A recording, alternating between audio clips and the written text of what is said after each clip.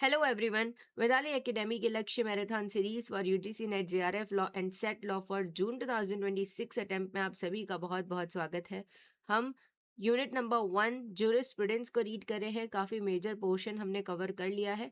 आज जो बचे हुए टॉपिक्स हैं उनको भी कवर करके हम फाइनली इस यूनिट को ख़त्म कर देंगे और नेक्स्ट स्टार्ट करेंगे हमारा unit number 2 constitutional and administrative law. अगर आपने प्रीवियस टॉपिक्स की वीडियो अभी तक नहीं देखी है तो उसकी लिंक आपको ऊपर आई बटन में मिल जाएगी। आज हम इस यूनिट के जो लास्ट के कुछ टॉपिक्स हैं जैसे कि टॉपिक नंबर 7, 8, 9 एंड 10 को कवर करने वाले हैं। But before starting don't forget to join our Telegram channel and Discord server to get all the study material in different regional languages. You can also WhatsApp us for other inquiries. ये सारी videos का जो भी study material है वो भी आपको different regional language में हमारे टेलीग्राम चैनल पर अवेलेबल हो जाता है, तो आप उसको भी ज्वाइन करना मत भूलिएगा।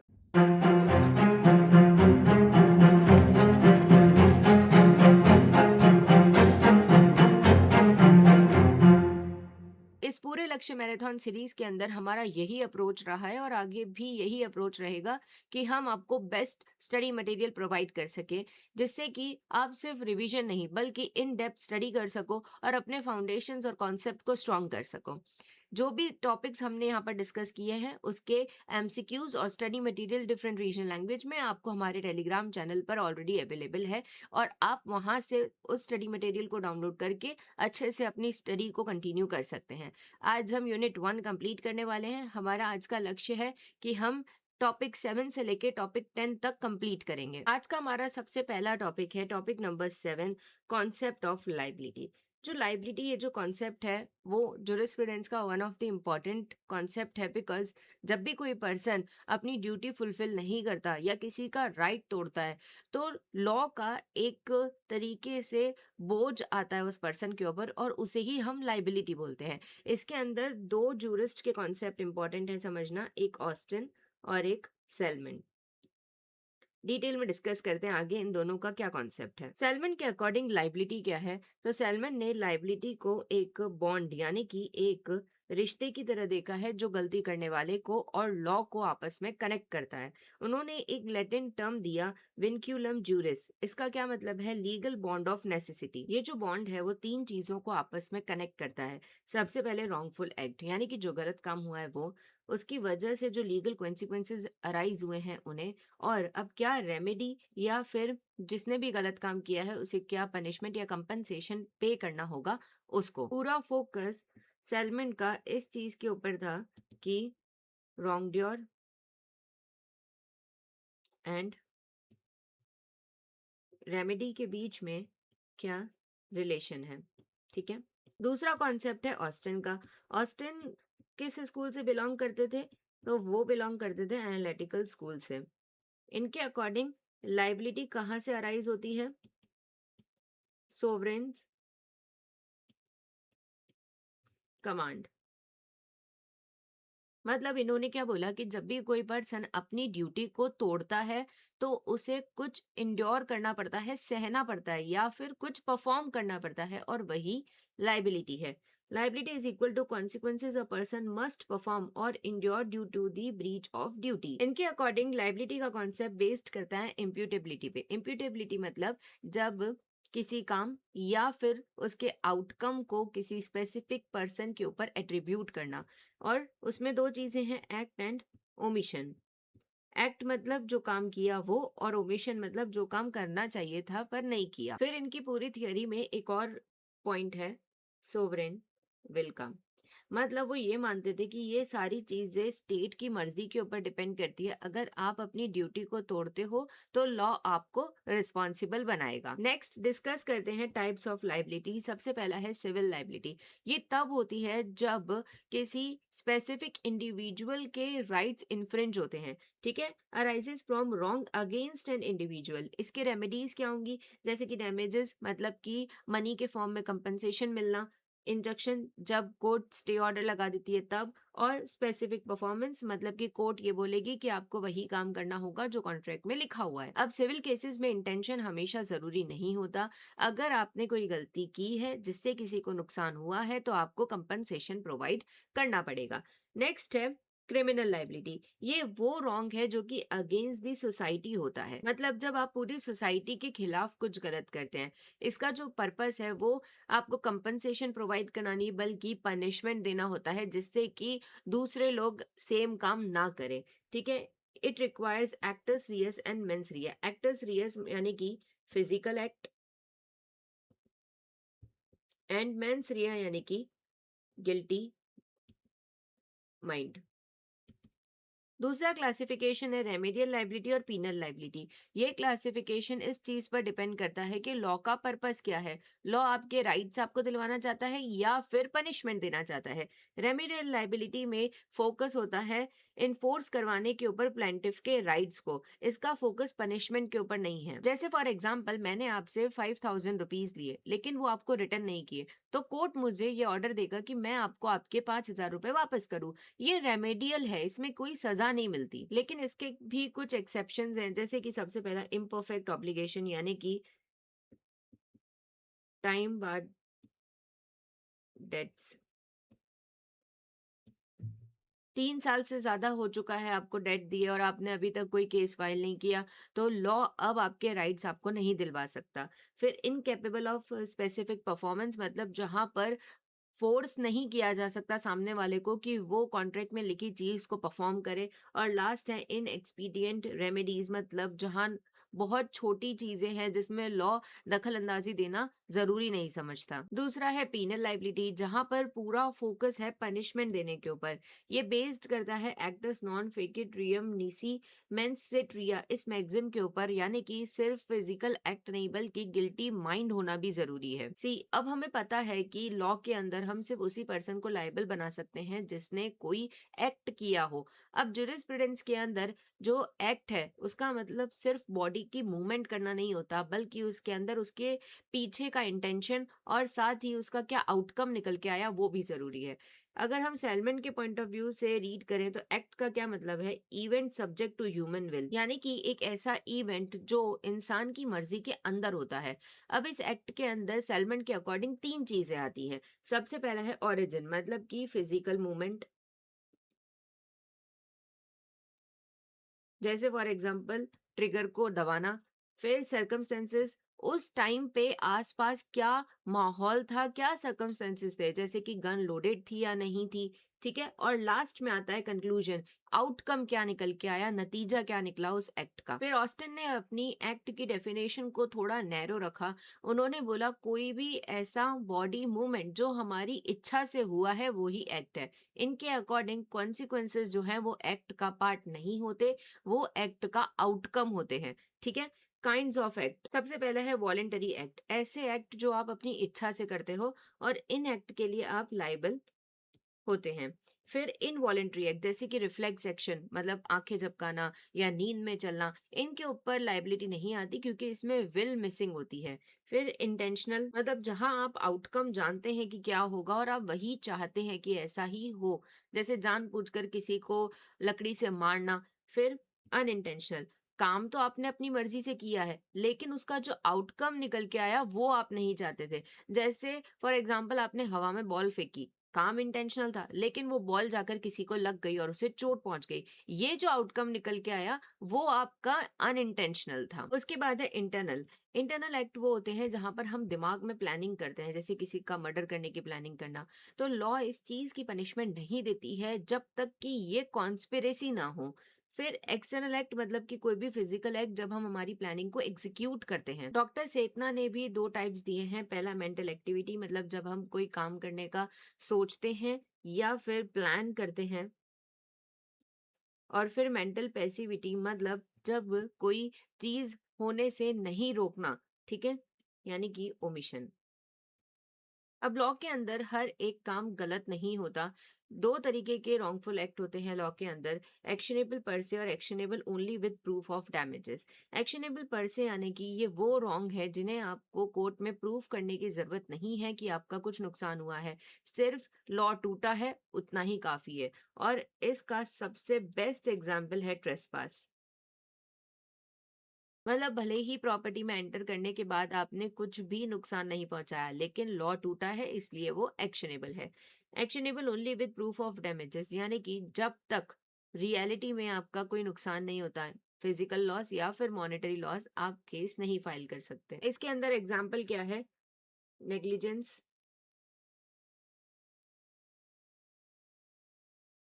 या फिर स्लैंडर। तो जब तक आप ये प्रूफ नहीं कर देते कि आपका कुछ नुकसान हुआ है या आपको चोट पहुंची है, तब तक केस नहीं बनता। दो इंपॉर्टेंट मैगजिम्स हैं, वैसे हम इन्हें डिटेल में यूनिट 5 में रीड करेंगे। सिर्फ यहाँ पर एक बेसिक मतलब समझ लेते हैं। डैमनम सिन इंजूरिया और इंजूरिया सिन डैमनम।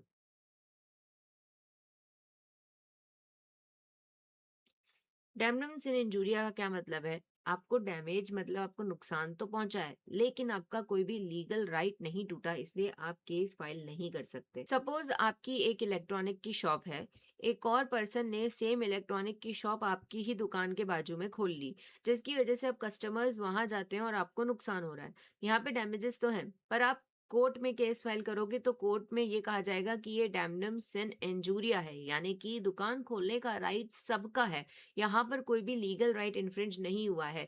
इस वजह से आप कोर्ट में केस फाइल नहीं कर सकते, भले ही आपके डैमेजेस हो रहे हो तो भी। दूसरा मैक्सिम है इंजूरियस इन डैमनम या फिर डैमनो। मतलब जहां पर आपको कोई नुकसान नहीं पहुंचा, लेकिन आपका लीगल राइट इन्फ्रिंज हुआ है, तो आप कोर्ट में केस फाइल कर सकते हैं। इसका सबसे फेमस एग्जाम्पल है एशबे वर्सेस वाइट। एक वोटर को वोट देने से रोक दिया गया, ठीक है? जिस कैंडिडेट को वो जिताना चाहता था, वो कैंडिडेट जीत गया, उसका कोई नुकसान नहीं हुआ, डैमेजेस नहीं पहुंचे। लेकिन कोर्ट ने कहा कि हर एक पर्सन को राइट टू वोट है, राइट वोट देने का अधिकार है, और ये अधिकार उससे छीना गया, तो ये इंजूरिया है और उसे कंपनसेशन दिया गया। अब लाइबिलिटी के दूसरे कुछ कॉन्सेप्ट रीड करते हैं। जैसे सबसे पहला है कॉशन। कॉशन एक ब्रिज की तरह है जो आपके एक्ट को कॉन्सिक्वेंसेस के साथ कनेक्ट करता है। अगर ये ब्रिज बीच में टूट जाता है तो लाइबिलिटी भी खत्म हो जाती है।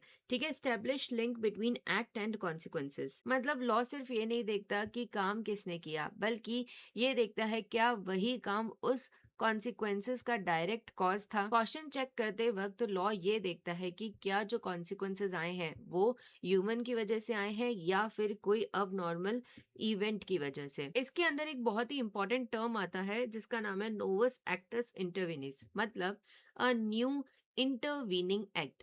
मेरे काम और आउटकम के बीच में अगर कोई थर्ड पर्सन आकर कोई नया काम कर दे, तो मेरे जो एक्ट की कैजुअल चेन थी वो बीच में से ब्रेक हो जाती है। एग्जाम्पल से समझो। सपोज मैंने किसी को छोटी सी चोट पहुंचाई, उसे हॉस्पिटल ले जाया गया। हॉस्पिटल ले जाते वक्त एम्बुलेंस का एक्सीडेंट हो गया और उस पर्सन की डेथ हो गई। ये जो एक्सीडेंट है वो नोवस एक्ट है, नया एक्ट है। इस वजह से मैं मर्डर के लिए लायबल नहीं हूँ। नेक्स्ट कॉन्सेप्ट है मेंस रिया, यानी कि गिल्टी माइंड। सिर्फ एक्टर्स रियस फिजिकल एक्ट काफी नहीं होता, उसके पीछे एक गिल्टी माइंड मेंस रिया होना जरूरी है, तभी क्रिमिनल लाइबिलिटी बनती है। अब मेंस रिया का क्या मतलब होता है? वो मेंटल स्टेट जिसके लिए आपको लायबल बनाया जा सकता है। इसके अंदर तीन चीजें आती हैं। सबसे पहला इंटेंशन, मतलब कि आप चाहते थे कि यही कॉन्सिक्वेंसेस निकले, जैसे कि प्लान्ड मर्डर।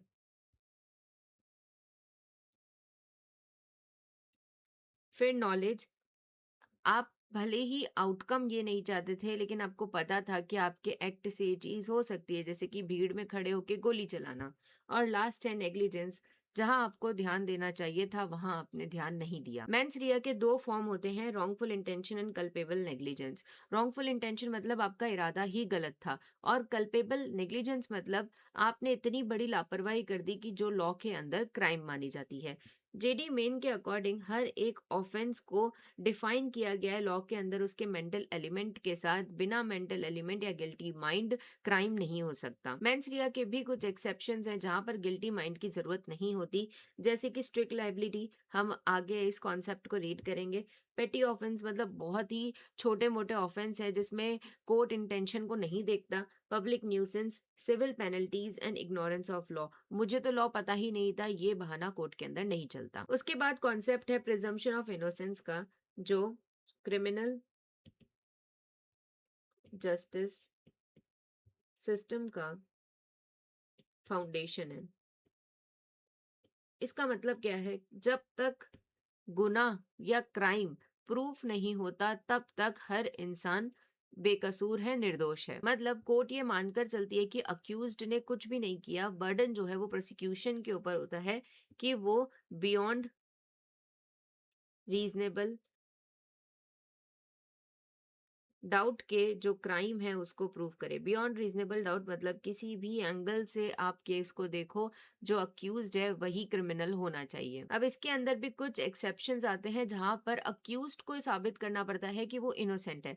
जैसे कि पोजेशन ऑफ स्टोलन प्रॉपर्टी, मतलब अगर आपके पास कोई भी चोरी का सामान मिला तो कोर्ट ये मान लेता है कि वो चोरी आपने की है या आपको पता था कि ये चोरी का सामान है। यहाँ पे आपको प्रूव करना पड़ता है कि आप इनोसेंट हो। फिर जैसे दूसरा है प्ली ऑफ एक्सेप्शन, मतलब अगर सपोज मैं ये कहती हूँ कि मैंने सेल्फ डिफेंस में मारा, तो ये मुझे प्रूव करना पड़ेगा कि मैंने ये सेल्फ डिफेंस में किया है।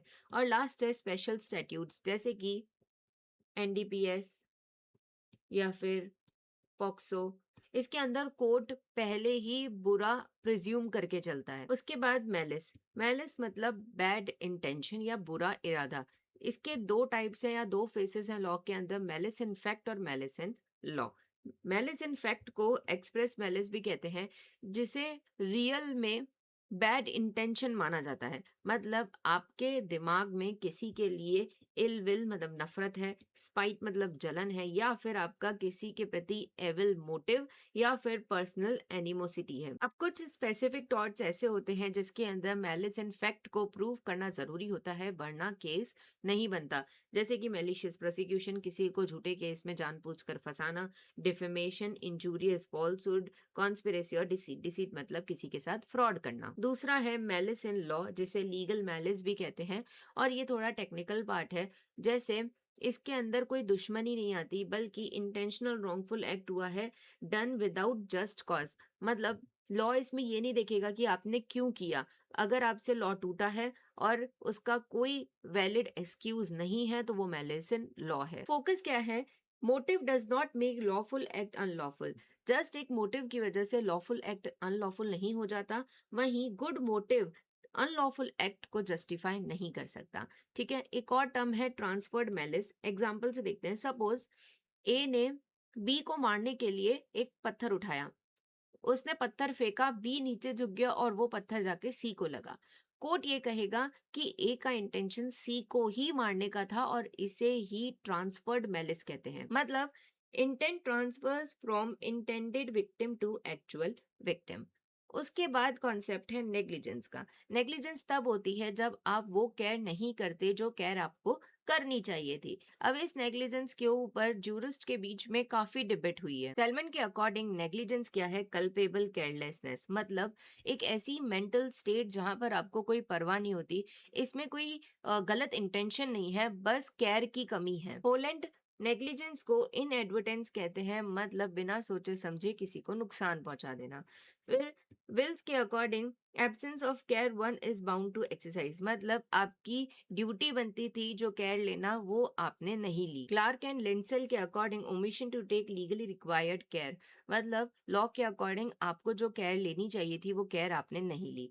एसेंस क्या है नेग्लिजेंस का? Mental indifference. नॉन फीजेंस मतलब वो काम नहीं करना जो काम आपको करना चाहिए था। और मिस फीजेंस मतलब आपने काम तो किया पर गलत तरीके से। And absence of due care. फिर सबसे इंपॉर्टेंट पार्ट है थियोरीज का। आप इसे थियोरीज या डिबेट कुछ भी बोल सकते हैं। दो तरीके की थियोरीज है नेग्लिजेंस की, एक सब्जेक्टिव और दूसरा है ऑब्जेक्टिव। सब्जेक्टिव के अकॉर्डिंग नेग्लिजेंस क्या है? State of mind. प्रोपोनेंट्स हैं इसके सैलमन एंड ऑस्टिन। मतलब इनके अकॉर्डिंग नेग्लिजेंस एक इंसान का स्टेट ऑफ माइंड है। मतलब जब तक आपका दिमाग केयरलेस नहीं है, अगर आपका दिमाग केयरलेस है तभी आप नेग्लिजेंट हो। अब ऑस्टिन ने एक क्लासिफिकेशन किया था जो इम्पोर्टेंट है। सबसे पहला है नेग्लिजेंस, मतलब ध्यान नहीं देना। हीडलेसनेस, काम करते वक्त कॉन्सिक्वेंसेस के बारे में नहीं सोचना। रैशनेस, कॉन्सिक्वेंसेस के बारे में पता होते हुए भी ये सोचना कि ऐसा कुछ नहीं होगा। और रेकलेसनेस, मतलब कॉन्सिक्वेंसेस के बारे में परवाह ही नहीं करना। और ये एक्सट्रीम केयरलेसनेस होती है। ठीक है। नेक्स्ट थियरी है ऑब्जेक्टिव थियरी, जिनके अकॉर्डिंग नेग्लिजेंस क्या है, टाइप ऑफ कंडक्ट। इसके प्रोपोनेंट्स कौन थे, पोलोक एंड विनफील्ड। मतलब इस थियरी का ऐसा मानना है कि दिमाग को छोड़ दो कि दिमाग में क्या है, ये देखो कि आपने बिहेवियर यानी कि कंडक्ट कैसा किया है। पोलोक ने एक टेस्ट दिया कि ये चेक करो कि क्या आपने वो केयर ली जो एक रीजनेबल पर्सन लेता, अगर नहीं तो आप नेग्लिजेंट हो। विनफील्ड के अकॉर्डिंग नेग्लिजेंस क्या है, breach of legal duty to take care resulting in unintended damages. Salmond ने इस थियरी को क्रिटिक करते हुए ये कहा कि अगर इस थियरी को फॉलो किया जाए तो इंटेंशन और नेग्लिजेंस का जो डिफरेंस है वो ब्लर हो जाएगा। दोनों थियरी के बीच में रिकंसिलेशन करवाने का काम किया गैनविल विलियम्स ने, जिन्होंने बोला ये दोनों ही थियरी सही हैं। उन्होंने बोला कि जब हम इंटेंशन और नेग्लिजेंस के बीच का फर्क देखते हैं तो ये सब्जेक्टिव है, और जब हम टॉर्ट लाइबिलिटी को फिक्स करते हैं तो ये ऑब्जेक्टिव है। दो तरीके के नेग्लिजेंस होते हैं, एडवरेंट नेग्लिजेंस जिसे हम रेकलेस नेग्लिजेंस भी बोलते हैं, जहां पर आपको पता होता है कि नुकसान या हार्म हो सकता है, फोर्सिंग कर सकते हो, लेकिन आपका इंटेंशन नहीं होता। ठीक है, आप सिर्फ रिस्क ले रहे होते हो, जैसे कि भीड़ वाली जगह में 100 की स्पीड पे गाड़ी चलाना। दूसरा है इन एडवरेंट नेग्लिजेंस, जहां पर आपने नुकसान के बारे में सोचा ही नहीं, फोर्सिंग ही नहीं किया, कोई इंटेंशन नहीं था, हुआ किस वजह से, लैक ऑफ ड्यू अटेंशन की वजह से। फॉर एग्जाम्पल, अपने घर घर में बैल्कनी के अंदर पौधों को इस तरीके से लगाना कि वो हवा से नीचे गिर जाएं और किसी को चोट लग जाए। नेक्स्ट है लीगल रॉन्ग्स। अब लॉ के अंदर हर एक गलत काम को दो ब्रॉड कैटेगरी में डिवाइड किया जाता है, क्राइम्स एंड सिविल रॉन्ग्स। अब सिविल रॉन्ग्स को प्राइवेट रॉन्ग्स कहते हैं, जो किसी एक स्पेसिफिक इंडिविजुअल के अगेंस्ट होते हैं, जैसे कि कॉन्ट्रैक्ट तोड़ना। वहीं क्राइम जो है उन्हें पब्लिक रॉन्ग कहा जाता है, जो पूरे स्टेट या पूरी सोसाइटी के अगेंस्ट होते हैं, जैसे कि मर्डर। अब ये डिफरेंस दिया था ब्लैकस्टोन ने, जिसे क्रिटिसाइज किया ऑस्टिन और केनी ने। ऑस्टिन के अकॉर्डिंग हर पब्लिक रॉन्ग क्राइम नहीं होता, कुछ रेगुलेटरी वायलेशन से पब्लिक को फर्क पड़ता है, लेकिन वो मर्डर जितने बड़े नहीं होते। केनी के अकॉर्डिंग सम सिविल रॉन्ग्स भी सोसाइटी को अफेक्ट करते हैं, जैसे कि पॉल्यूशन। उसके बाद सैलमन ने एक बहुत इंटरेस्टिंग बात बोली, उन्होंने बोला राइट से फर्क नहीं पड़ता, फर्क पड़ता है रेमेडी से।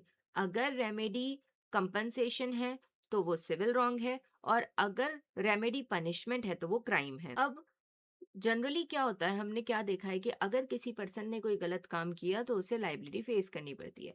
पर कुछ केसेस ऐसे होते हैं जहां पर लॉ ये कहता है कि मुझे नहीं फर्क पड़ता कि आपने ये किस इंटेंशन से किया है, जानबूझकर किया है, गलती से हुआ है, अगर नुकसान हुआ है तो आपको कंपनसेशन देना पड़ेगा। और इसी कॉन्सेप्ट को रॉन्ग्स ऑफ स्ट्रिक्ट लाइबिलिटी कहते हैं। ठीक है, जहां पर लाइबिलिटी इम्पोज की जाती है विदाउट नेग्लिजेंस, विदाउट इंटेंशन। इसके अंदर बहुत ही फेमस केस है राइलेंस वर्सेस फैचलर का केस। इस केस के अंदर फैचलर ने अपनी जमीन के ऊपर एक रिजर्वर बनवाया। बनवाते वक्त जो नीचे माइन शाफ्ट्स थी पुरानी, वो उसने नहीं देखी, और पानी भरते ही वो माइन शाफ्ट्स टूट गई और पानी रायलैंड्स की माइंस में भर गया। जिसके ऊपर जस्टिस ब्लैकबर्न ने ये जजमेंट दिया कि अगर आप अपनी जमीन के ऊपर ऐसी चीज लेकर आते हो जो अगर आपकी जमीन से एस्केप कर जाए तो वो किसी और को नुकसान पहुंचा सकती है, तो आप उसके प्राइमा फेसी लाइबल होंगे। ठीक है, इवन विदाउट फॉल्ट। अब स्ट्रिक्ट लाइबिलिटी के कुछ एक्सेप्शंस हैं जहां पर स्ट्रिक्ट लाइबिलिटी अप्लाई नहीं होती। पहला है एक्ट ऑफ गॉड। अचानक से इतनी बारिश हुई जो पहले कभी नहीं हुई थी। प्लेंटिव्स ओन फॉल्ट, प्लेंटिव की खुद की गलती की वजह से हुआ है नुकसान। एक्ट ऑफ थर्ड पार्टी, किसी स्ट्रेंजर की गलती की वजह से हुआ। कंसंट, मतलब दोनों पार्टीज ने मिलकर काम किया है जो करा था। एंड लास्ट है स्टैट्यूटरी अथॉरिटी। सी, ये जो पूरा कॉन्सेप्ट है वो हम लॉ ऑफ टॉट, मतलब अपना जो यूनिट नंबर 5 है उसमें वापस से काफी डिटेल में डिस्कस करेंगे, क्योंकि वो पूरा एक सेपरेट टॉपिक ही है उधर। अब डिफेंस डिस्कस करें तो सबसे पहला मिस्टेक ऑफ लॉ की बात करें तो ये डिफेंस नहीं है। मतलब इग्नोरेंस ऑफ लॉ कभी भी डिफेंस नहीं होता। मुझे इस लॉ के बारे में नहीं पता था, ऐसा बोलना नहीं चलता, और ये दोनों केसेस सिविल और क्रिमिनल दोनों पे अप्लाई होता है। वहीं मिस्टेक ऑफ फैक्ट, अगर क्रिमिनल लॉ की बात करें तो ये वैलिड डिफेंस है इफ अगर जो भी गलती है वो ऑनेस्ट और रीजनेबल हो तो। सिविल लॉ में ये डिफेंस नहीं है अगर आप किसी के लीगल राइट्स में इंटरफेयर कर रहे हैं तो। उसके बाद इनएविटेबल एक्सीडेंट, मतलब ऐसा एक्सीडेंट जो कि रीजनेबल केयर लेने के बाद भी ना रोका जा सके। दो कैटेगरीज हैं, culpable accident and inevitable accident. Culpable accident मतलब जहां गलती थी, और इनएविटेबल एक्सीडेंट मतलब जहां किसी की गलती नहीं थी। फिर है ट्रांसफॉर्मेशन टू एब्सोल्यूट लाइबिलिटी। 1986 में जब ओलियम गैस लीक का केस हुआ था, उसके बाद सुप्रीम कोर्ट ने ये जजमेंट दिया कि जो स्ट्रिक्ट लाइबिलिटी का कॉन्सेप्ट है वो बहुत ज़्यादा पुराना हो चुका है और हमें कुछ स्ट्रिक्टर वर्जन चाहिए उसका। उसके बाद इंट्रोड्यूस किया गया एब्सोल्यूट लाइबिलिटी को। इसके अंदर कोई भी एक्सेप्शंस नहीं है, ठीक है। ये अप्लाई होता है हैजार्डियस इंडस्ट्रीज के ऊपर। कंपनसेशन प्रोपोर्शनल होगा टू एंटरप्राइज कैपेसिटी। नेक्स्ट है concept of vicarious liability. Vicarious liability मतलब करता कोई और है, भरता कोई और है। मतलब ये बेस्ड होती है रिस्पोंडिएट सुपीरियर मतलब लेट दी मास्टर आंसर के ऊपर। प्रिंसिपल लाइबल होगा अपने एजेंट और अपने सर्वेंट के एक्ट के लिए। सिविल लॉ में ये बहुत कॉमन है। अगर किसी ड्राइवर से गलती हुई तो जो गाड़ी का मालिक है या कंपनी है वो कंपनसेशन प्रोवाइड करेगी, लेकिन गलती during the course of employment होनी चाहिए। वहीं अगर हम क्रिमिनल लॉ की बात करें तो क्रिमिनल लॉ में विकेरियस लाइबिलिटी नहीं होती है यूजली, लेकिन कुछ एक्सेप्शंस हैं जैसे कि property management, public nuisance and licensing या फिर रेगुलेटरी ऑफेंस। अब लाइबिलिटी फिक्स करते वक्त कोर्ट जो है वो तीन चीजें देखती हैं। पहला, मोटिव, आपका इरादा कितना बुरा था। मैग्नीट्यूड ऑफ ऑफेंस, कितना गलत काम किया गया है।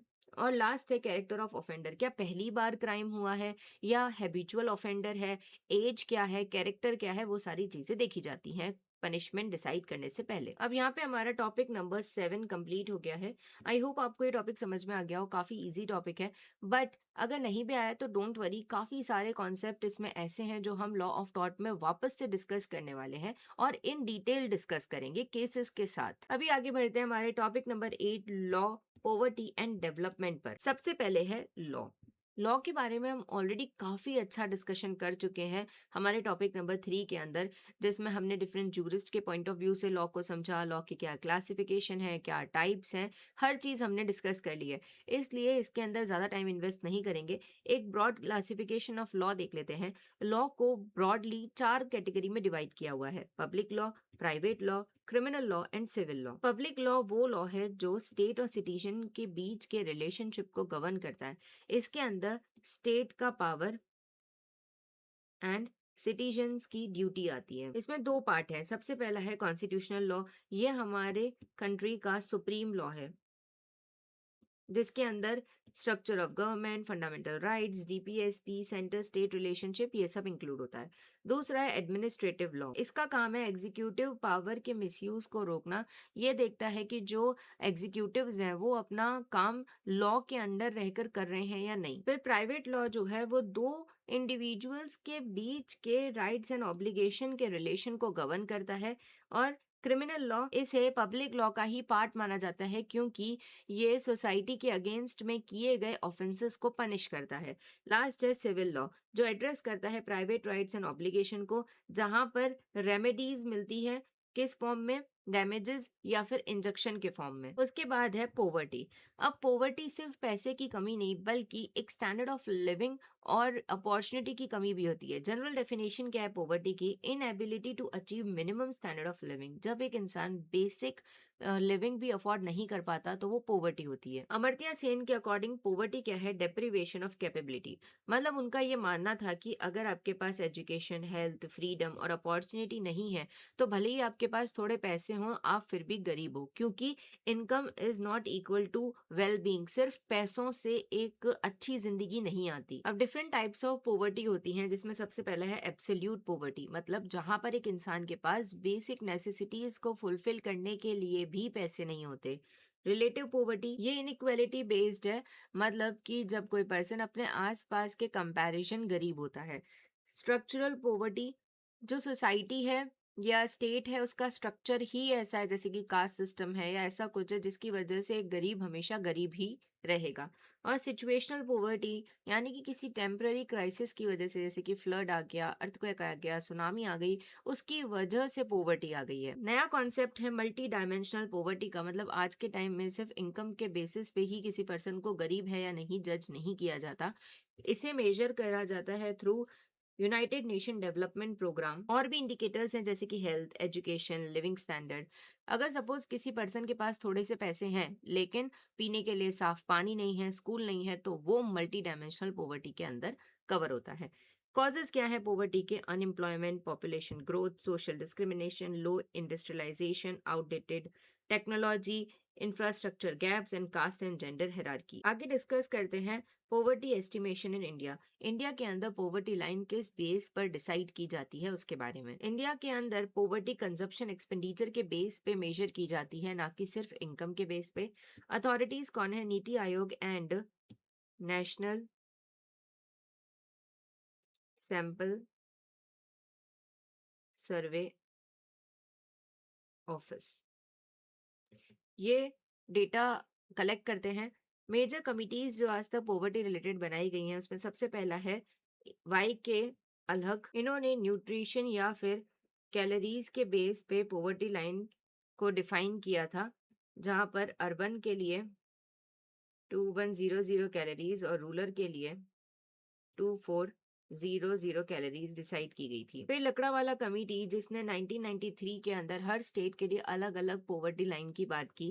तेंदुलकर कमेटी 2009 में जिन्होंने पूरा जो पॉवर्टी का कॉन्सेप्ट था उसे कैलोरीज से हटाकर कंजप्शन बास्केट पे लेकर आए वो, जिसके अंदर health plus education plus food included. फिर रंगाराजन कमेटी ने, तेंदुलकर कमेटी ने जो बेंचमार्क सेट किए थे उनको रिवाइज किया और जो खर्चे की लिमिट थी उसे इंक्रीज कर दिया, जहां पर अर्बन के लिए 1407 पर मंथ एंड रूरल के लिए 972 पर मंथ रुपीस रखे गए। एक और बात, अमर्त्य सेन की जो बुक थी उसका नाम था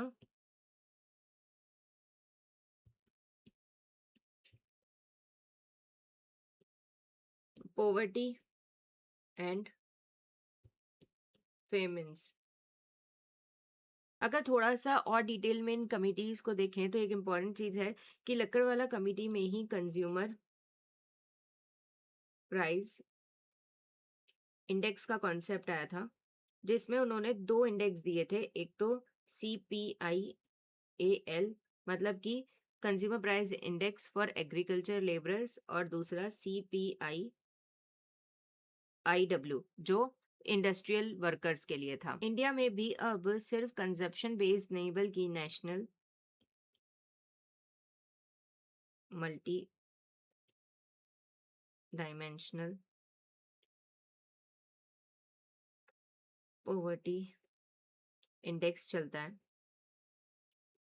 यानी कि MPI। इसके अंदर 12 इंडिकेटर्स हैं, जैसे कि health, child and adolescent morality, year of schooling, fourth, maternal health,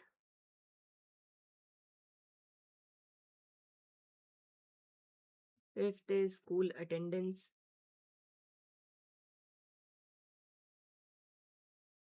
sixth is cooking fuel, seventh, drinking water,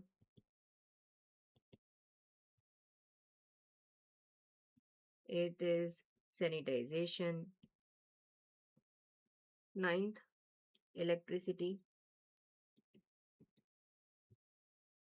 10th is housing, 11 assets, and 12th is bank accounts।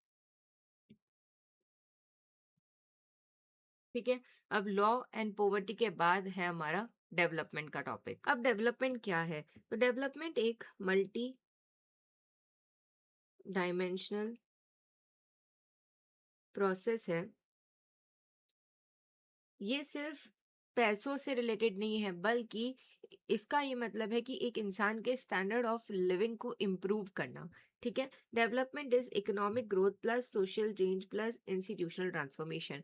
मतलब सिर्फ एक फैक्ट्री लगा देने से डेवलपमेंट नहीं होता, बल्कि जो सोसाइटी में पुराने और रिजिड कस्टम्स चले आ रहे हैं उन्हें खत्म करना और नए लीगल इंस्टीट्यूशन को बनाना भी डेवलपमेंट है। इसका एम क्या होता है डेवलपमेंट का? कि हर एक सिटीजन को freedom, dignity, participation and equality मिले। फिर डेवलपमेंट को लेकर दुनिया भर के फिलोसोफर्स ने अलग अलग थियोरी दी है कि डेवलपमेंट कैसी होनी चाहिए। सबसे पहली थियोरी है मार्क्सिस्ट थियोरी। इसे दिया है कार्ल मार्क्स ने। इनका कहना था कि डेवलपमेंट तभी पॉसिबल है जब प्रोडक्शन रिलेशंस को चेंज किया जाए। मार्क्स का ये कहना था कि जो कैपिटलिज्म है वो लेबर को एक्सप्लॉइट करता है, क्योंकि मेहनत कौन करता है? लेबर करता है। लेकिन जो भी एक्स्ट्रा प्रॉफिट होता है उसे जो कैपिटलिस्ट होते हैं वो रख लेते हैं। और इसका सोल्यूशन क्या है कि डेवलपमेंट तभी पॉसिबल होगा जब हम एंड कर दें क्लास डोमिनेशन को। फिर दूसरी थियरी है रॉल्सियन जस्टिस।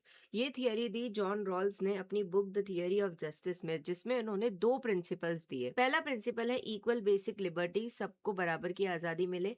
दूसरा डिफरेंस प्रिंसिपल, मतलब कि अगर सोसाइटी में बदलाव लाने हैं तो वो ऐसे लाए जाएं जिससे कि जो लीस्ट एडवांटेज ग्रुप है उन्हें सबसे ज्यादा फायदा मिले। अगर हम रियल लाइफ में इसका एप्लीकेशन देखें तो इंडिया के अंदर जो रिजर्वेशन पॉलिसी है, सारी वेलफेयर स्कीम्स हैं, प्रोग्रेसिव टैक्सेशन है, वो सब इसी थियरी का एग्जाम्पल है। नेक्स्ट थियरी है केन्जियन थियरी, जिसे दिया था जॉन मेनर्ड केन्स ने। इनके अकॉर्डिंग इकोनॉमी को सिर्फ मार्केट के भरोसे नहीं छोड़ा जा सकता, स्टेट का इंटरवेंशन भी जरूरी है। फॉर्मूला क्या है इस थियरी का? सेविंग से इन्वेस्टमेंट होती है और इन्वेस्टमेंट से ग्रोथ आती है। मतलब उनका ये मानना था कि अगर लोग खर्चा नहीं कर रहे हैं तो स्टेट को पैसे लगाकर डिमांड को बढ़ाना चाहिए। नेक्स्ट है मॉडर्नाइजेशन थियरी, कि हमें पुरानी चीजों को छोड़कर डेवलपमेंट के लिए मॉडर्न बनना होगा, और इसके अंदर रैपिड सोशल चेंज और नई टेक्नोलॉजी का डिफ्यूजन इंक्लूड है। साथ ही ग्रोथ के लिए सिर्फ इकोनॉमिक नहीं बल्कि सोशल और इंस्टीट्यूशनल चेंज भी जरूरी है। नेक्स्ट है नियो लिबरल थियोरी, जिसके कोर आइडियाज हैं प्राइवेटाइजेशन, डीरेगुलेशन एंड ग्लोबलाइजेशन। इनके अकॉर्डिंग मार्केट बेस्ड सोल्यूशन जो है वो बेटर है स्टेट प्लानिंग। किसके लिए? ह्यूमन वेलबींग के लिए और रिसोर्सेज के एलोकेशन के लिए। बेसिकली ये जो थ्योरी थी वो एडवोकेट करती थी मिनिमल गवर्नमेंट इंटरवेंशन को। इस थियरी का मेजर क्रिटिसिज्म ये था कि ये इनइक्वालिटी को इंक्रीज करती है। फिर थियरी है डिपेंडेंसी थियरी, जिसे दिया था एंड्रे ग्रेंडर फ्रैंक ने। इस थियरी के अकॉर्डिंग अंडर डेवलपमेंट जो है वो अपने आप नहीं होता बल्कि उसे एक्सटर्नली इम्पोज किया जाता है। मतलब अमीर जो देश होते हैं वो गरीब देशों के रिसोर्सेज को एक्सप्लॉइट करते हैं, इसलिए गरीब देश कभी भी डेवलप नहीं हो पाता। और मैकेनिज्म्स क्या होते हैं डिपेंडेंसी के? तो मल्टीनेशनल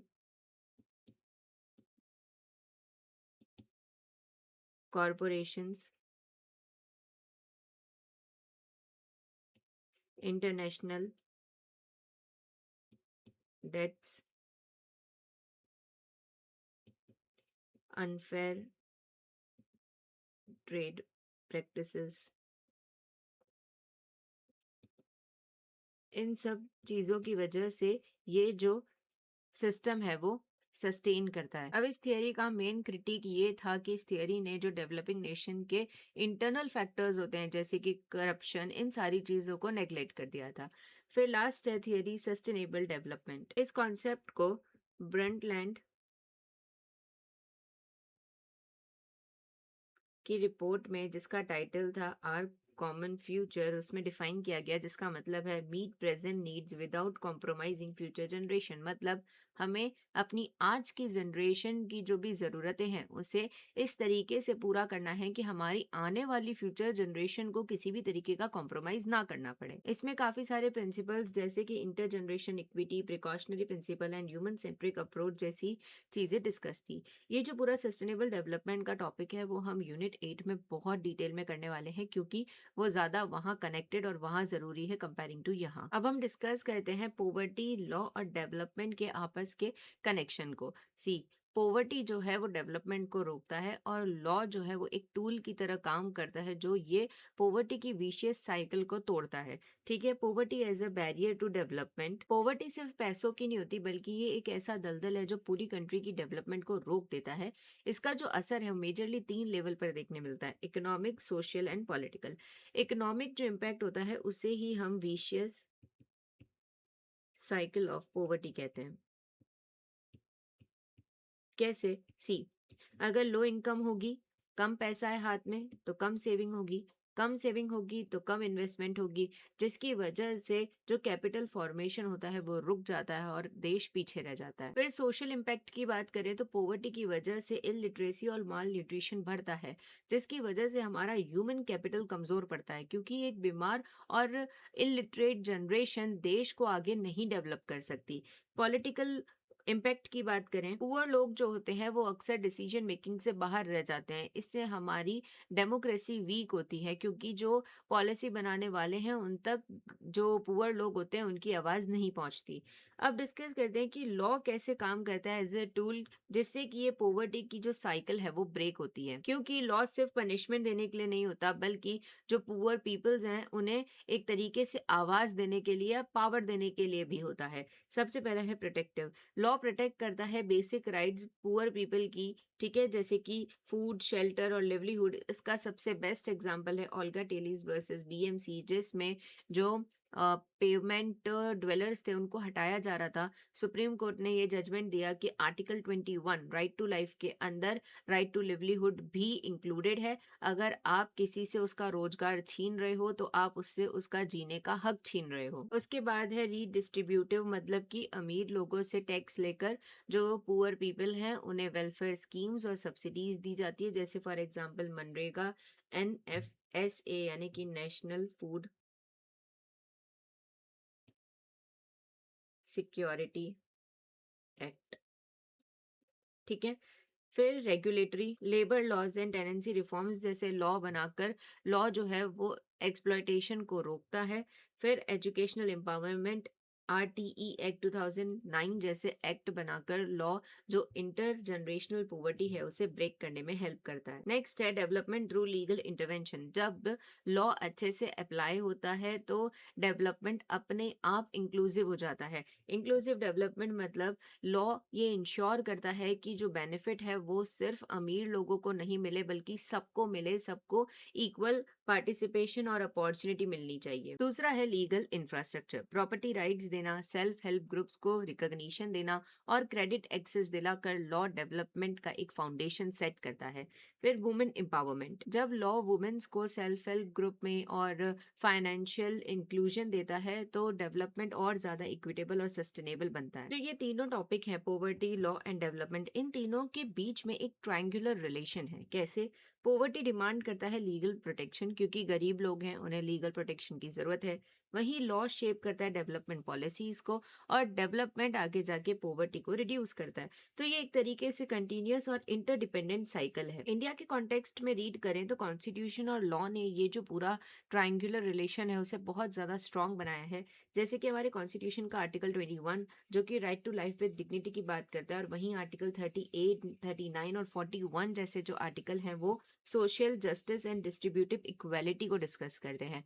फिर जुडिशरी ने जो PILs और सोशो इकोनॉमिक राइट्स का एक्सपांड किया है, उसने भी इन तीनों को आपस में बहुत ही अच्छे से कनेक्ट किया है। अब यहाँ पे हमारा टॉपिक नंबर 8 भी कंप्लीट हो गया है। स्टार्ट करते हैं टॉपिक नंबर 9 को। नेक्स्ट डिस्कस करते हैं topic number 9, global justice. Justice का हमेशा से मतलब रहा है rights, duties, resources and opportunity का एक फेयर डिस्ट्रीब्यूशन।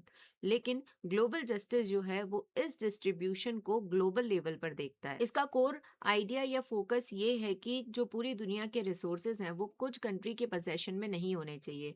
ये फोकस को शिफ्ट करता है from state centric to human centric. मतलब पहले ये देखा जाता था कि इंडिया के जो लॉज हैं वो सिर्फ इंडिया के लोगों के ऊपर अप्लाई होंगे, लेकिन ग्लोबल जस्टिस कहता है कि हमें फोकस ह्यूमन बींग्स के ऊपर करना है, फिर वो भले ही किसी भी कंट्री का सिटीजन क्यों ना हो। अब ग्लोबल जस्टिस एक क्वेश्चन पूछता है कि जस्टिस के जो प्रिंसिपल होते हैं क्या वो सिर्फ विद इन स्टेट अप्लाई होने चाहिए, या फिर वो सारे ह्यूमन बींग्स के ऊपर ग्लोबली अप्लाई होने चाहिए।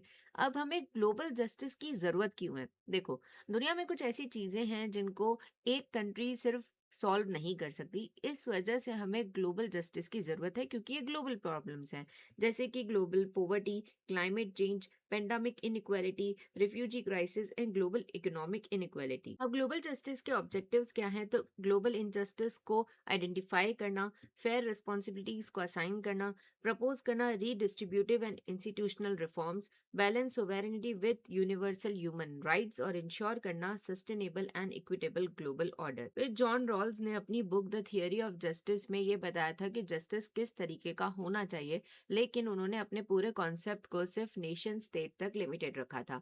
उन्होंने कुछ की कॉन्सेप्ट दिए जैसे कि वेल ऑफ इग्नोरेंस, मतलब कि आपको ये नहीं पता कि आप अमीर पैदा हो गए या गरीब, तब आप जब लॉ बनाओगे तो वो सबके लिए फेयर होगा।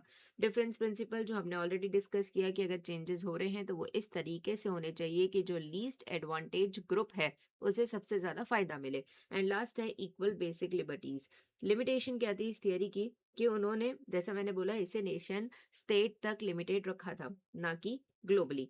फिर इन्होंने एडवोकेट किया था ड्यूटी ऑफ असिस्टेंस को, नॉट ग्लोबल रीडिस्ट्रीब्यूशन। यानी कि जॉन रॉल्स का ये मानना था कि जो डेवलप्ड कंट्रीज हैं उनके ऊपर ड्यूटी ऑफ असिस्टेंस है, मतलब कि सिर्फ एक फर्ज है कि उन्हें मदद करना चाहिए जो अंडर डेवलप्ड कंट्रीज हैं उनकी, लेकिन वो लीगली ऐसा करने के लिए मजबूर नहीं है। फिर थियरी है चार्ल्स वाइट्स की, जिन्होंने जॉन रॉल्स की थियरी को लिया और उसे ग्लोबली एक्सटेंड कर दिया, और जो जॉन रॉल्स ने बाउंड्रीज लगाई थी उन बाउंड्रीज को हटा दिया। उनका मानना था कि आज के टाइम में जो इंटरनेशनल ट्रेड है और ग्लोबल इंस्टीट्यूशन है वो एकदम डोमेस्टिक स्ट्रक्चर की तरह काम करते हैं, और अगर इंटरनेशनल ट्रेड से किसी की जिंदगी पे असर पड़ता है तो जो जस्टिस के प्रिंसिपल है वो भी ग्लोबली अप्लाई होने चाहिए। उनका ये आर्ग्यूमेंट था कि अगर किसी अमीर देश का प्रॉफिट किसी गरीब देश के लेबर्स की मेहनत की वजह से आ रहा है तो उसके ऊपर ग्लोबल डिस्ट्रीब्यूटिव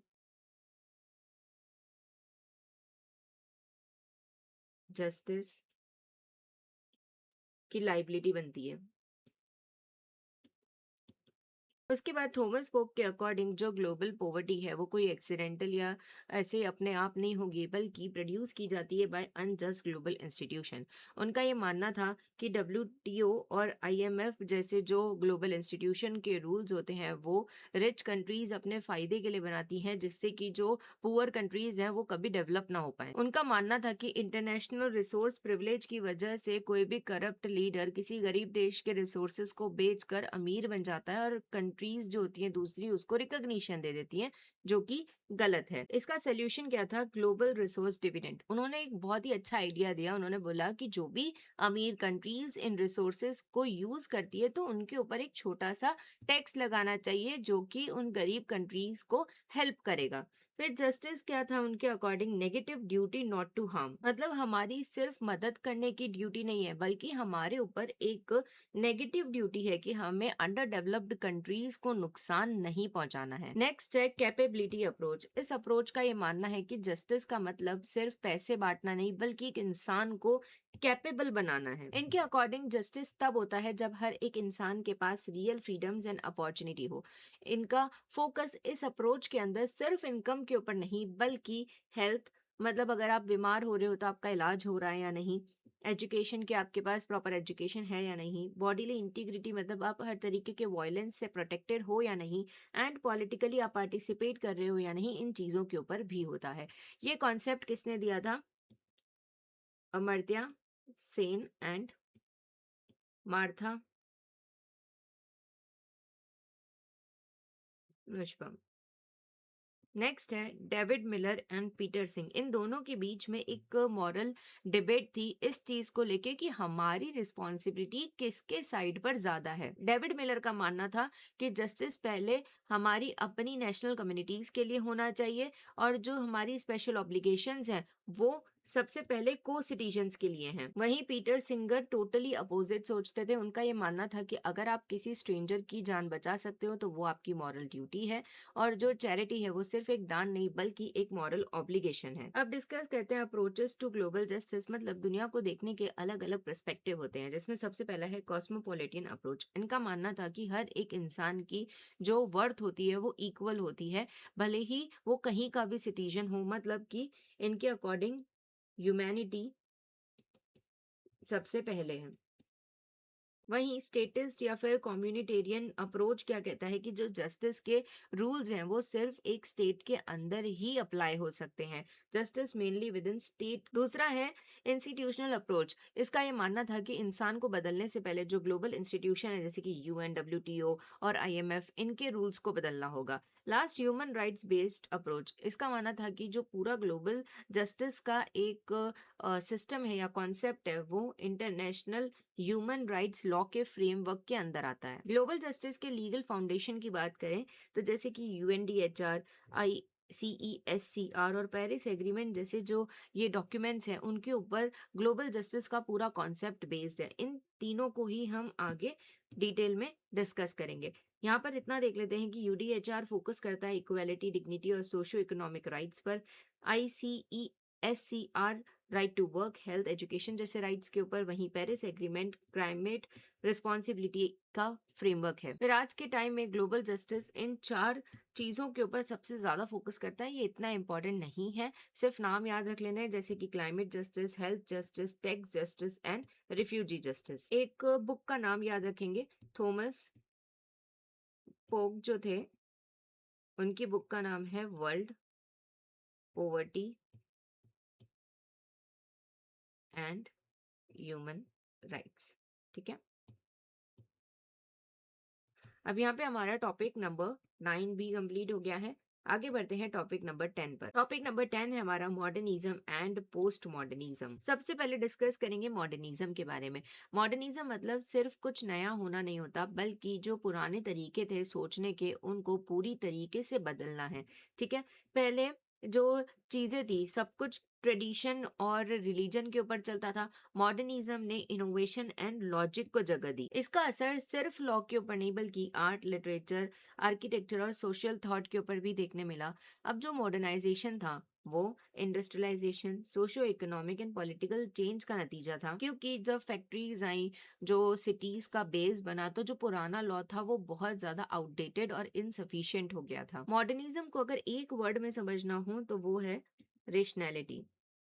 मतलब कि आप अप टू डेटेड हैं, रेशनल हैं और हमेशा प्रोग्रेसिव सोच रखते हैं। मॉडर्निज्म की जो रूट्स हैं वो इनलाइटमेंट पीरियड के अंदर हैं, जहां पर जो इंटेलेक्चुअल्स थे उन्होंने ये बोला कि इंसान अपने दिमाग से हर चीज का सोल्यूशन निकाल सकता है। मॉडर्निज्म के अकॉर्डिंग सच्चाई, ट्रुथ एक ही है और उसे साइंटिफिक मेथड्स के जरिए हासिल किया जा सकता है।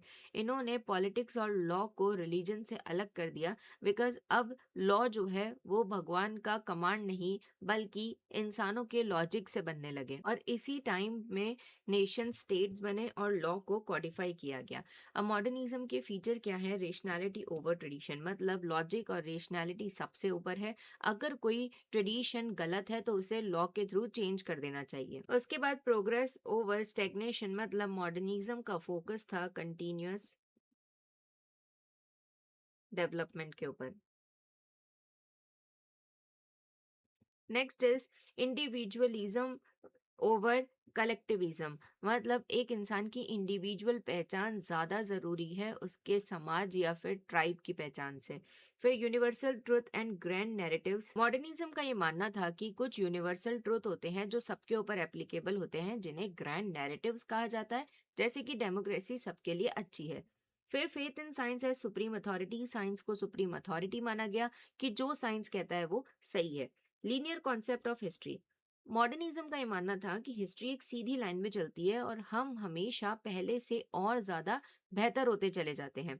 Next, emphasise on order, hierarchy and structure. और मॉडर्निज्म लॉ को देखता था as a neutral, objective and rational system. उसके बाद आया कॉन्सेप्ट पोस्ट मॉडर्निज्म का। ये एक रिएक्शन की तरह था जो 20वीं सेंचुरी के आखिर में आया, जहां ये कॉन्सेप्ट ने ये बोला कि दुनिया इतनी भी सिंपल नहीं है जितना मॉडर्निस्ट उसे देखते हैं। ये कोई नया कॉन्सेप्ट नहीं है बल्कि मॉडर्निज्म के ओवर कॉन्फिडेंस के ऊपर एक रिएक्शन है। हम हर एक चीज के ऊपर पोस्ट मॉडर्निज्म में सवाल उठाते हैं जिसे हम सच कहते हैं। सबसे पहला पॉइंट है क्रिटिक मॉडर्निस्ट प्रिंसिपल। क्यों? देखो, मॉडर्निज्म में हमने क्या रीड किया, वो कहते थे कि साइंस सब कुछ ठीक कर देगा, लेकिन पोस्ट मॉडर्निज्म ने एक सवाल उठाया कि साइंस ने तो एटम बम और पोल्यूशन जैसी चीजें भी दी हैं, जिसने जो मॉडर्निज्म का लॉजिक और रेशनैलिटी वाला कॉन्सेप्ट था उसे शक की नजर से देखा। रिजेक्ट ग्रैंड नैरेटिव्स, ये पोस्ट मॉडर्निज्म का सबसे इंपॉर्टेंट पॉइंट है। उन्होंने ग्रैंड नैरेटिव जैसी चीज को रिजेक्ट कर दिया। उन्होंने बोला यूनिवर्सल ट्रुथ जैसा कुछ नहीं होता। इन्होंने फोकस किया प्लूरलिज्म, डाइवर्सिटी एंड रिलेटिविज्म पे। मतलब इनका मानना था कि दुनिया में बहुत सारी सच्चाई है, प्लूरलिज्म है और रिलेटिव है ये कॉन्सेप्ट। मतलब हो सकता है कि जो चीज मेरे लिए सही है वो आपके लिए ना हो। Next is focuses on subjective truth and experimentation. ये ऑब्जेक्टिविटी में नहीं मानते थे। इनका मानना था कि हर एक इंसान का अपना एक एक्सपीरियंस और सब्जेक्टिव ट्रुथ होता है। Questions authority of science and rationality.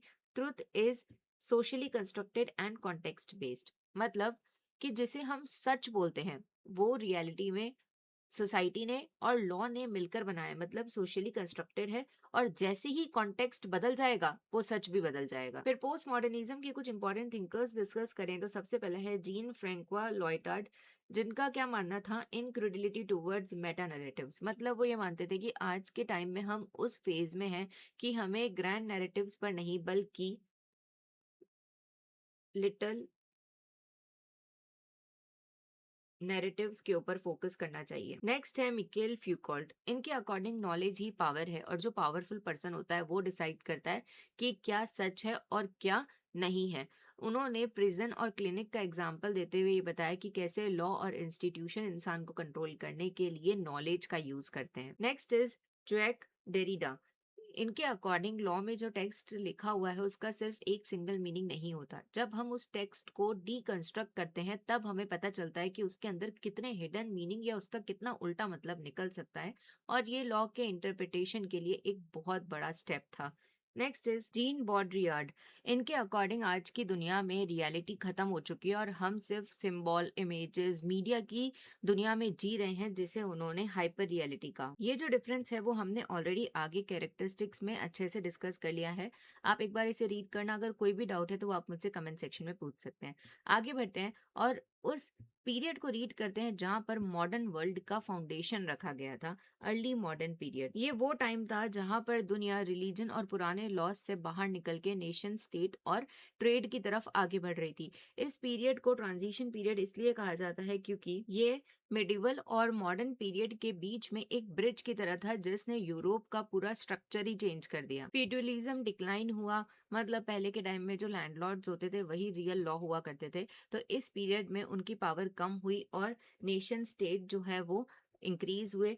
Strong centralised government बनी। इस पर्टिकुलर टाइम पीरियड पर ही दो बड़े सिस्टम्स जो थे इकोनॉमिक सिस्टम्स वो इंट्रोड्यूस हुए, जैसे कि कैपिटलिज्म एंड मर्केंटलिज्म। कैपिटलिज्म मतलब लोगों ने बिजनेस के थ्रू पैसा कमाना शुरू किया और यहीं से कॉन्ट्रैक्ट लॉ और बैंकिंग लॉ जैसे लॉ इंट्रोड्यूस हुए। मर्केंटलिज्म मतलब कि लोगों का ऐसा मानना था कि जितना ज्यादा गोल्ड होगा उतना ही ज्यादा वो जो कंट्री है वो स्ट्रांग होगी, इसलिए दो कंट्रीज के बीच में ट्रेड लॉज इंट्रोड्यूस हुए। फिर इंपॉर्टेंट पॉइंट है ट्रीटी ऑफ वेस्टफेलिया, जो 30 ईयर्स तक इस चीज के लिए डिबेट या कॉन्फ्लिक्ट होते रहे, उसके बाद जाकर ये साइन हुई।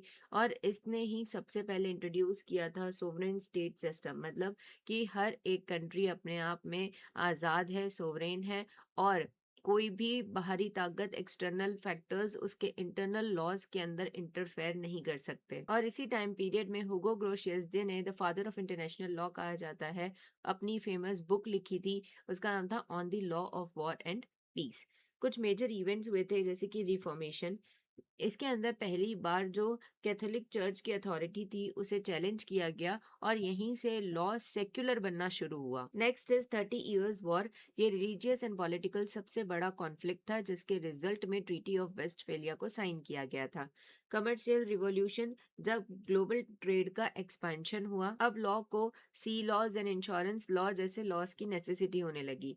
फिर कोलोनाइजेशन ऑफ अमेरिकाज और लास्ट है गोल्डन एज ऑफ पायरेसी, जिसने लॉ को मजबूर कर दिया इंटरनेशनल वाटर्स जैसे लॉ लाने के लिए। फिर मिडिल पीरियड खत्म होने के बाद अराउंड 1500 एडी में स्टार्ट हुआ मॉडर्न पीरियड। ये पीरियड चेंज का पीरियड था जो अप्लाई हुआ mainly to European and western history. क्या चेंजेस देखने मिले? तो ग्रोथ हुआ साइंस एंड टेक्नोलॉजी का, political revolutions, industrialisation and globalisation देखने मिला। इस पीरियड का अगर सब डिवीजन देखें तो सबसे पहले अर्ली मॉडर्न पीरियड, ये हम डिस्कस कर चुके हैं। Enlightenment and industrial era and contemporary era. सबसे पहले डिटेल में डिस्कस करते हैं एनलाइटमेंट पीरियड को।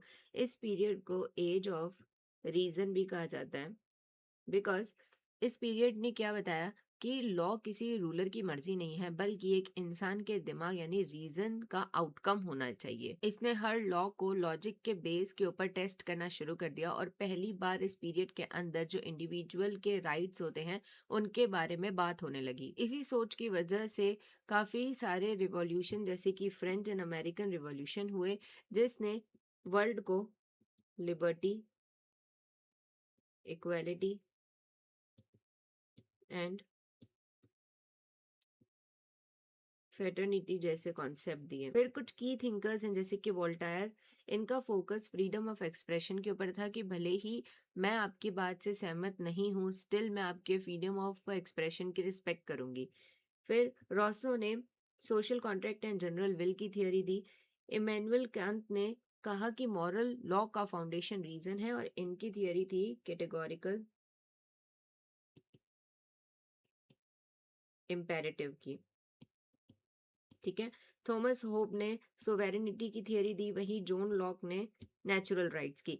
इन चारों की थ्योरी तो हमने स्कूल्स ऑफ जूरिस्प्रूडेंस में भी आगे काफी डिटेल में डिस्कस की है। इन्हीं थिंकर्स ने शेप किया मॉडर्न कॉन्स्टिट्यूशनलिज्म, जहां पर क्या चलता है, rule of law and liberal jurisprudence को। नेक्स्ट है इंडस्ट्रियल रिवॉल्यूशन, जहां पर सिर्फ एक टेक्निकल चेंज नहीं आया, बल्कि लॉ को पूरी तरीके से एक चेंज की नीड आने लगी, बिकॉज अब इंसानों की जगह मशीन्स ने ले ली थी, जिसकी वजह से लॉ अब पुराना हो गया था। इसकी शुरुआत सबसे पहले ब्रिटेन में हुई, फिर यूरोप में, और बाद में पूरी दुनिया पे। इसके पीछे की रियल ताकत या रियल फोर्स क्या थी? Mechanisation, steam engines and factories. क्या इफेक्ट्स देखने मिले? तो सबसे पहले अर्बनाइजेशन, नई सोशल क्लासेस जैसे कि कैपिटलिस्ट एंड वर्किंग क्लास बने। राइज हुआ कैपिटलिज्म का और ग्लोबल ट्रेड का, और एक्सपेंशन हुआ कॉलोनियल मार्केट्स का। लास्ट है कंटेम्पररी एरा। ये आज का एरा है जिसने दो बड़े वर्ल्ड वॉर और एक नया ग्लोबल ऑर्डर बनते देखा है। सबसे पहला वर्ल्ड वॉर वन, जहां पर बड़े बड़े एम्पायर्स कोलैप्स कर गए, खत्म हो गए, और लीग ऑफ नेशन बना, जो कि इंटरनेशनल लॉ के लिए पहला मेजर स्टेप था। वर्ल्ड वॉर टू, इस वॉर ने दुनिया को दो बड़े पार्ट में डिवाइड कर दिया और यूएन का एस्टेब्लिशमेंट हुआ। फिर कोल्ड वॉर में कैपिटलिज्म एंड कम्युनिज्म के बीच की जो लड़ाई थी, उसने दो अलग आइडियोलॉजीज का फाउंडेशन रखा, and globalisation and technological revolution देखने मिला। अब मॉडर्निटी के की डेवलपमेंट्स क्या है? Capitalism, urbanisation, individualism, technological progress, optimism for scientific advancement, bureaucratisation. ये मैक्स वर्बर का टर्म था। उन्होंने बोला कि जो ये मॉडर्न दुनिया है वो रूल्स और एक हायरार्की पे चलती है, मतलब ब्यूरोक्रेसी पे चलती है, और हर एक चीज के लिए एक सिस्टम होना चाहिए। ठीक है। Institutionalisation of democracy and secular political authority, ये सारी चीजें मॉडर्न वर्ल्ड में देखने मिली। लेकिन लॉ कैसा दिखता था मॉडर्न वर्ल्ड में, वो रीड करते हैं। सबसे पहले कॉडिफिकेशन मूवमेंट्स, मतलब लॉ को किताबों में लिखना शुरू किया गया। राइज ऑफ लीगल पॉजिटिविज्म, ये जो सोच थी वो डेवलप हुई कि लॉ किसी रिलीजन से नहीं बल्कि स्टेट के पावर से आता है। रूल ऑफ लॉ, मतलब कि लॉ सबसे ऊपर है, लॉ के ऊपर कोई नहीं है। Constitutional supremacy and universal human rights जैसे कॉन्सेप्ट जो थे वो इंट्रोड्यूस हुए। उसके बाद critics of the modern period, मतलब कि मॉडर्न पीरियड ये कहता था कि साइंस और लॉजिक सबको बचाएंगे, लेकिन क्रिटिक्स का ये कहना था कि ये सिर्फ वेस्टर्न कंट्रीज का एक तरीका है पूरे वर्ल्ड के ऊपर रूल करने का। पहला था पोस्ट मॉडर्निज्म, जिसने रिजेक्ट करा यूनिवर्सल ट्रुथ को एंड लीनर प्रोग्रेस को। पोस्ट कॉलोनियल थियरी, जिसने चैलेंज किया वेस्टर्न डोमिनेंस को। कुछ इंपॉर्टेंट थिंकर्स हैं जैसे कि एडवर्ड सेड, उनकी ये फेमस बुक है ओरिएंट मतलब ईस्ट। उन्होंने इस बुक में बताया कि कैसे वेस्टर्न कंट्रीज ने ईस्ट को एक वियर्ड और एक वीक जगह बताया, जिससे कि वो उसके ऊपर रूल कर सके। दूसरा है गायत्री चक्रवर्ती स्पिवक, इन्होंने सब अल्टन वॉइस की बात की। इनका एक फेमस सवाल था कि कैन दी सब अल्टन स्पीक, मतलब कि जो समाज का सबसे पिछड़ा हुआ इंसान है, क्या वो अपनी बात सबके सामने रख सकता है या उसकी जगह कोई और बोल रहा है। उसके बाद modernist literature, world war one के बाद लोगों का ऑर्डर और सिस्टम के ऊपर से भरोसा उठ गया था, जिसका असर लिटरेचर पे भी देखने मिला। इतने लोग मारे गए थे वॉर में, तो जो लॉ और सिस्टम था वो फ्रेगमेंटेड लगने लगा, मतलब टूटा हुआ लगने लगा। फीचर्स क्या हैं? लीनियर नैरेटिव्स का रिजेक्शन देखने मिला, लोग ज्यादा फोकस सब्जेक्टिव एक्सपीरियंस पर करने लगे। फिर एलियनेशन एंड फ्रेगमेंटेशन, जो लोग थे वो समाज से कटने लगे। उसके बाद स्ट्रीम ऑफ कॉन्शियसनेस टेक्निक, ये एक लिटरेरी टेक्निक है जहाँ पर यह अटेम्प्ट किया जाता है कि कैप्चर करा जा सके जो अनफिल्टर्ड या फिर जो एक अनक्योटिक फ्लो होता है कैरेक्टर के इमोशंस का, थॉट्स का या सेंसेशंस का। ठीक है। Influence of Freud and marks, इन्होंने क्लास स्ट्रगल को एक्सप्लेन किया, जिसकी वजह से लॉ के ऊपर काफी इफेक्ट देखने मिला। मेजर वर्क की बात करें तो यूलिसिस के ऑथर हैं जेम्स जॉयसी। द वेस्ट एंड लिखी है इलॉइड एंड मिस डॉल्वे वर्जीनिया वुल्फ। फिर आया पोस्ट मॉडर्निज्म। ये वर्ल्ड वॉर टू के बाद स्टार्ट हुआ और इसने ग्रैंड नैरेटिव्स को पूरी तरीके से रिजेक्ट कर दिया। ये एक cultural, artistic and philosophical movement था जिसने एम्ब्रेस किया प्लूरलिज्म एंड रिलेटिविज्म को, जो हम ऑलरेडी समझ चुके हैं। कल्चरल डाइवर्सिटी को एक्सेप्ट किया, ग्लोबलाइजेशन एंड कंज्यूमर कैपिटलिज्म, मतलब पूरा जो वर्ल्ड है वो एक मार्केट बन गया और कंज्यूमर कैपिटलिज्म का king. Socially constructed truth, identity politics, media saturation and hyper reality, ये भी हमने पहले समझा। पोस्ट मॉडर्निज्म इन लॉ की बात करें तो क्रिटिकल लीगल स्टडीज, जहां पर लॉ सर्व करता है डोमिनेंट इंटरेस्ट, मतलब इनका क्या मानना था, लॉ इज पॉलिटिक्स। मतलब इनके अकॉर्डिंग लॉ न्यूट्रल नहीं था, बल्कि जो पावरफुल लोग हैं उनके लिए एक टूल था। इसके बाद फेमिनिस्ट ज्यूरिस्प्रूडेंस, इनका क्या मानना था कि लॉ पेट्रियार्की का रिफ्लेक्शन है और उसे वुमेन के पॉइंट ऑफ व्यू से नहीं लिखा गया है। Critical race theory, law sustain racial hierarchy, ये बताता है कि कैसे लॉ ने रेशियल हेरारकी को चुपचाप बनाए रखा है।